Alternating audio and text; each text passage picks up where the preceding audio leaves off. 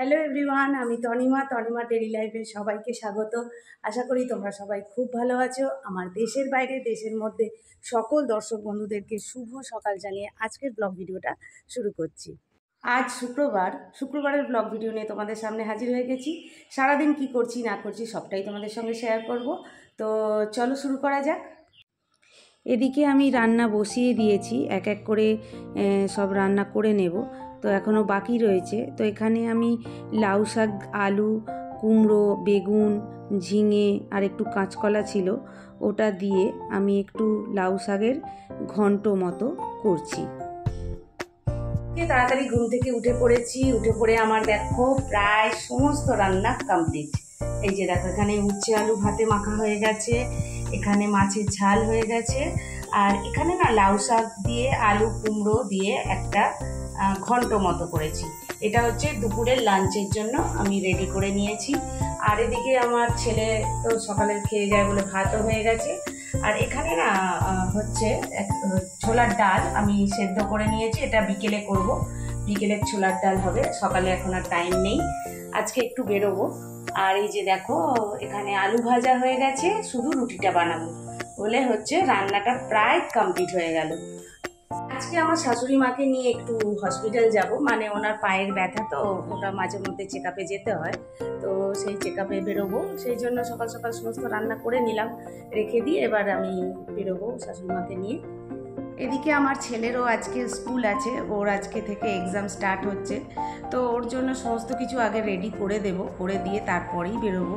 তো একটু দূরে তো আমাদের বাড়ি থেকে প্রায় যেতে হয় 2 ঘন্টা 2.5 ঘন্টা নাগাদ যেতে হয়। তো সেই জন্য একটু আগে থেকেই বেরোতে হয়, ওখানে প্রচুর ভিড়ও হয়। ওটা আয়ুর্বেদিক হসপিটাল, এর আগে আমি গিয়েছিলাম, ওর ভিডিও করেছি। তো এবারে আমার শাশুড়িমাকে নিয়ে যেতে হবে। তো একবার কি হয় কি নিয়ে যেতে হয়, তারপর হচ্ছে আমি গিয়ে ওষুধ নিয়ে চলে আসি ডাক্তারবাবুকে বলে, বারবার নিয়ে যেতে হয় না। তো অনেক দিন ছাড়া ছাড়া একবার করে একটু চেক আপ করাতে যেতে হয়। সেই জন্য আজকে আমি আমার শাশুড়ি মাকে নিয়েই বেরোবো।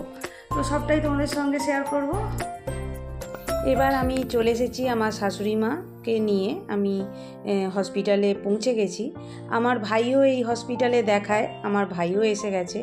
এই যে আমি আর আমার শাশুড়ি মা বসে আছি। আমাদের একটা কাগজ আসতে এখনও বাকি ছিল, সেই জন্য আমরা দুজনে তখন আসেনি বলে কাগজটা বসেছিলাম। আর তারপরেই আমাদের হয়ে গিয়েছিল, এবার আমরা বাড়ি যাব। তো তোমাদের দেখিয়ে দিচ্ছি, হসপিটালটা অনেকটাই বড়, তো একটুখানি দেখিয়ে দিলাম। এবার আমাদের হয়ে গেছে, এবার এখান থেকেই ওষুধ পাওয়া যায়, ওষুধগুলো নিয়ে নেব।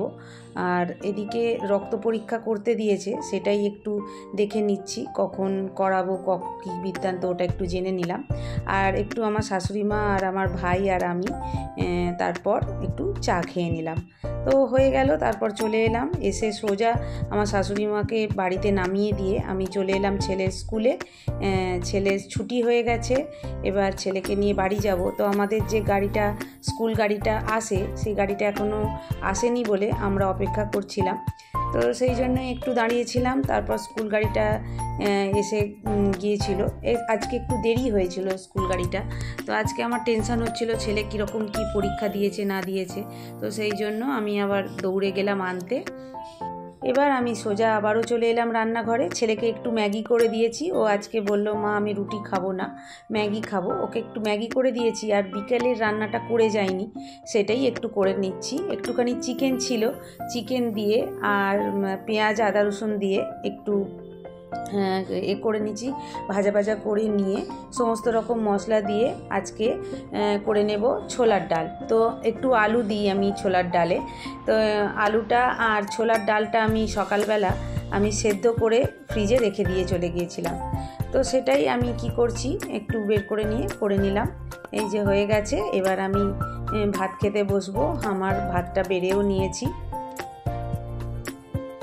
যাই হোক, আজকের আমার দুপুরের খাওয়াটা একটু লেট হয়ে গেল, কিছু করার নেই, আগের কাজটা আমি আগে করব, তারপর খেতে বসবো। এটা আমার একটু বলতে পারো বাজে অভ্যাস।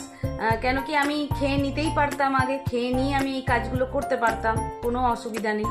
কিন্তু আমার মাথার ওপর যদি কোনো কাজ থাকে, আমি আগে কাজটাকে সারবো, তারপর নিশ্চিন্ত মনে খেতে বসবো। এই হচ্ছে আমার একটা খুব বাজে অভ্যাস আছে যে মাথায় কাজ থাকলে আমি মোটেই খেতে বসতে পারি না।